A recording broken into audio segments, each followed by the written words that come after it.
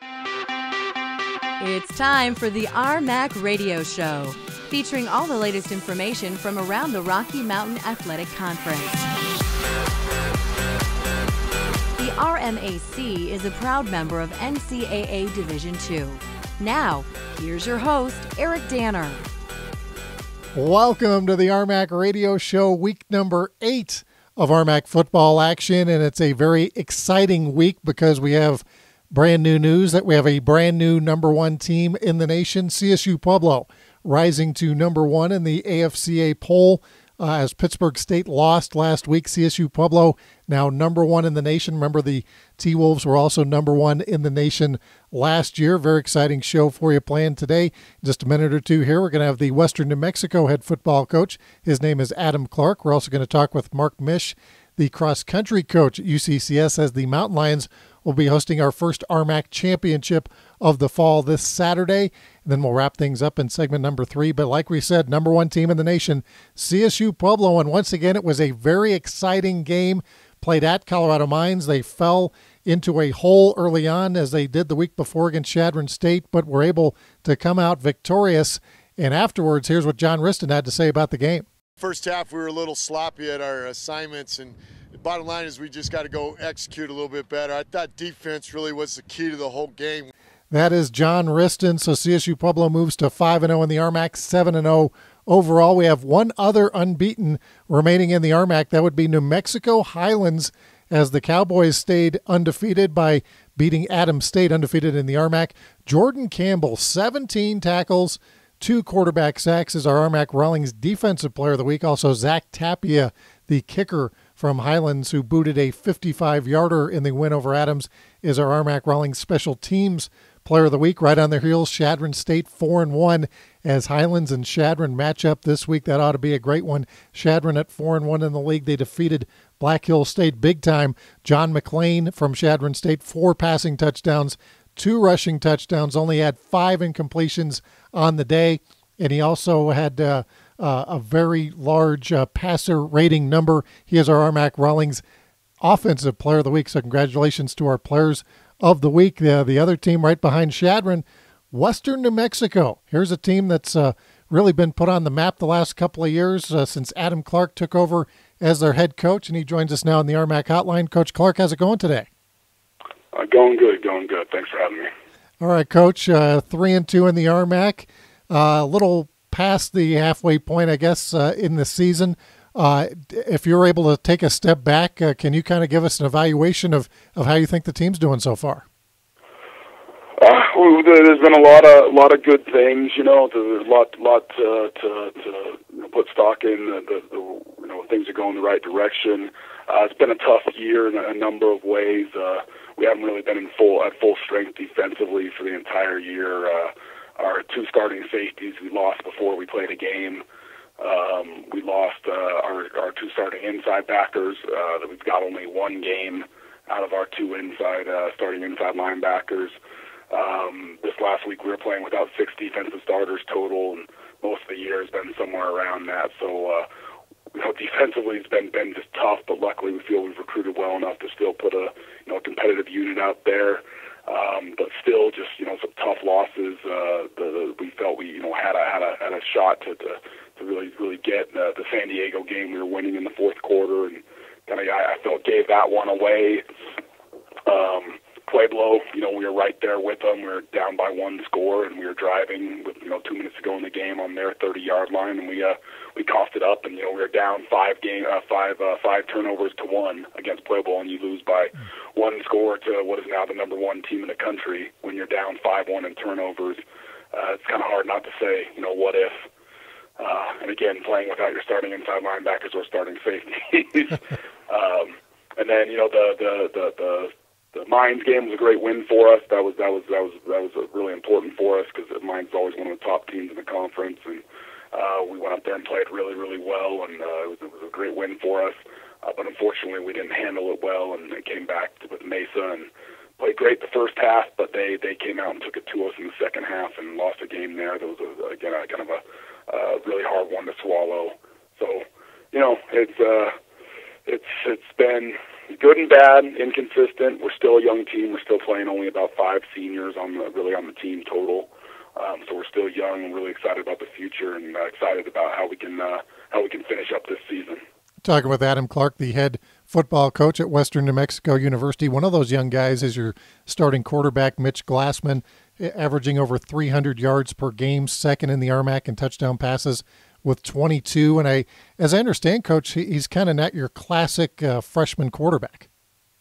No, he took a couple of years off. He was coming out of Chaparral High School in Temecula, California. I had actually recruited him right when I got the job here. I was actually still the defensive coordinator when I decided to recruit him, but he had a lot of Division I attention, but just no one ended up pulling the trigger on him, and he played his whole life, played football his whole life, and was kind of disappointed and just thought he wasn't going to play anymore. And but I stayed in touch with his high school coach, and his high school coach told me about another player, one of our starting safeties, Deshaun Hawthorne, who's a really good player as well, who was looking for an opportunity. And then I asked him whatever happened with Mitch, and he said that he was interested in playing again. So I jumped back on him, was in his house a couple days later talking with him and his parents, and we were really excited to get him. We got him out here in the spring. He did a lot of good things, and obviously he's played very well for us. And again, those couple extra years I do think help with his maturity, but the reality is in general he's just a very good football player and has done a great job for us and is just going to keep improving. Talking with Adam Clark, if I took a couple of years off after high school and hadn't played, I don't think I'd be even better than I was in high school. A lot of us tend to put on the weight, not get in as good a shape a couple of years out of high school. So that's been a great find there for you that Mitch was able to stay in shape and clearly is one of the top QBs in the RMAC this year. And that was a big thing for us, again, getting him here in the spring. He obviously went through our strength and conditioning program and worked hard all summer long, and again, just picked up things, and he's done a great job. We're excited for what he's going to continue to do this year and the next 3 years after that. Talking with Adam Clark, and it doesn't hurt to have a wide receiver like Marquise Sumter, and this guy's right at the top once again this year in the RMAC in receiving, and what a boost he's been to your program. Yeah, no, he is. We inherited some players here. There were some guys in the program we got here, and he was one of them. And we were just lucky that he was here. And he's been a leader for our program. Has worked his butt off. Has really improved. He definitely took strides between last year and this year.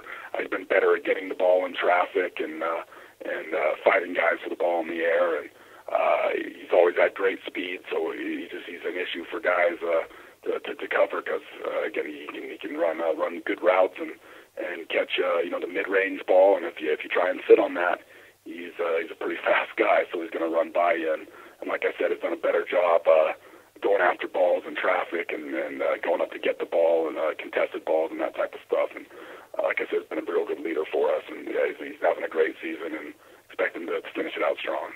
Western New Mexico currently 3-2 in the RMAC. They're 4-3 overall.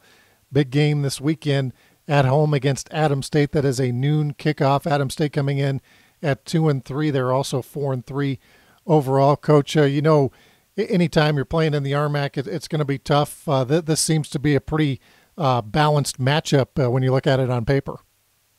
Yeah, no, they're a good football team. I think we're a good team. I think it's going to come down to who makes the least amount of mistakes. And unfortunately for me, in my first 2 years, I've lost to them both times in the last minute of the game. The first year was the defensive struggle. We were winning 10-7 with about 2 minutes to go, and then we fumbled on our own 25 or whatnot, and lost 14-10. And then last year was a shootout, and they got up on us big, and we're up 30-7 at one point. And we came all the way back and took the lead 40-30, and then gave it up in the last minute, and they won 44-40. So.